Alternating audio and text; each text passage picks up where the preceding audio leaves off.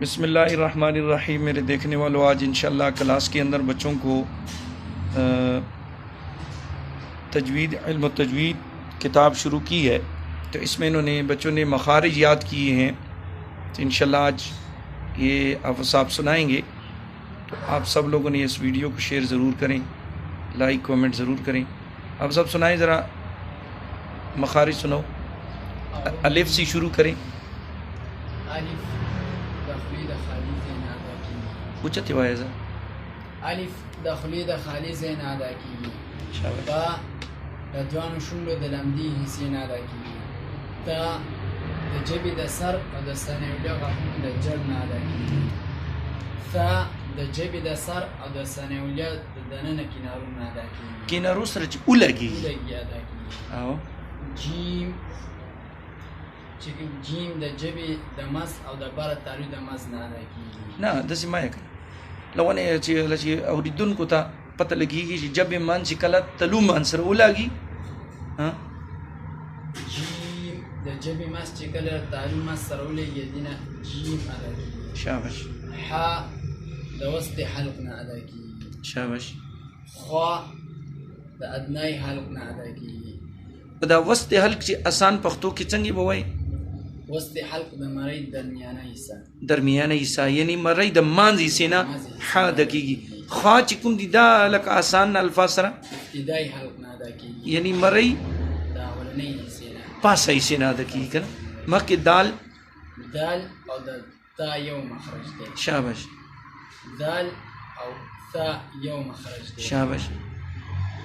मक्के रा प्रेदा za sin swad د جبی سر چې کله د سنه علیا سنه سفلا د نن کینارو سره ولګي ادینا za sin swad ادا کی دو درو حروف ته څوي دي ته حروف صفیریه ها یعنی سټای والا حروف کنا سټه ولا ها مخکی شین او جیم یو مخرج شاباش غیر ماده د درو شینو یو مخرجی ټیک شو.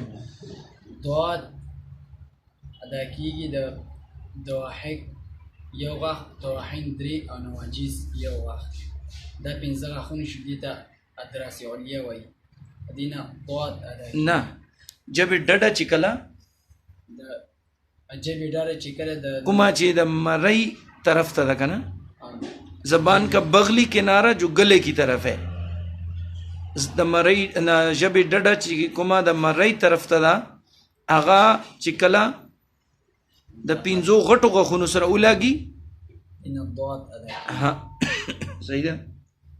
اوکې تا دال طا مخرج دی دا ثا ذا ثا دال ضا یو مخرج دی عین ح یو مخرج دی غین خا یو مخرج دی فا چې کله د سنه علیا غاښونه د لاندې شونډې د لاندې حصے نه نه فاکم زناگی کلچ سنہ اولیا کناری وای ها نشونی دلمدی حصے سورے گدنا فا ادا کی شاباش. قاف ادا کی کلچ جبی جل تاری نرمی حصے سورے گدنا قاف ادا کی شاباش. کاف ادا کی کلچ جبی جل تاری سختی حصے سورے گدنا کاف ادا کی شاباش. میم ادا کی د دوانو شومې د وچې حصې نه شاباش. واو ادا کی د دوانو شومو د ګول کېدو نه شاباش.